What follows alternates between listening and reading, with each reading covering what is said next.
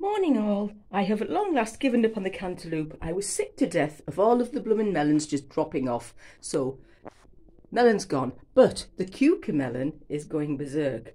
But what I wanted to say is this morning I've got a little experiment going because I discovered, purely by chance a couple of years ago, that cucumbers in pots that size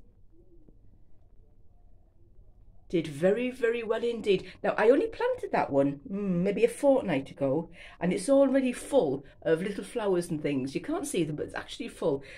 But the ones in the big buckets didn't do as well.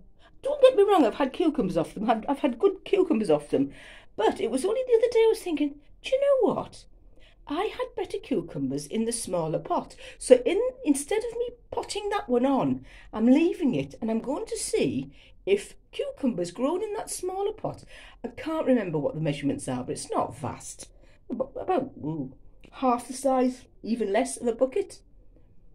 But look at that. So we'll have a little experiment and we'll count how many cucumbers I get off that. Because as I said, the cucumbers grown in buckets, okay, they've been good, but they've not been great.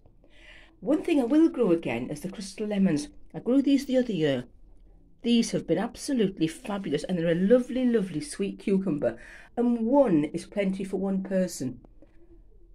You know, you cut a cucumber. I cut one off the other day by accident. It's not quite ready. Well, it's ready, but it's not as big as it would have been.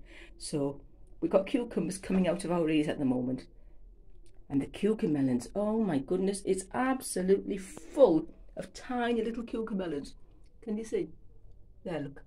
They are absolutely everywhere and they have wound themselves all the way through here. So I'm going to have a bit of a job trying to find them. But I won't complain. Cucumber melons go in the salads. It's all food. Happy gardening, folks.